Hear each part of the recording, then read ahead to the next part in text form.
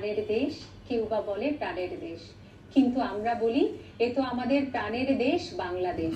অনুষ্ঠানের শুরুতেই দেশকে নিয়ে গর্ব, ভালোবাসা আর সম্ভাবনার কথা শুনবো সুর সঙ্গীতের মধ্য দিয়ে।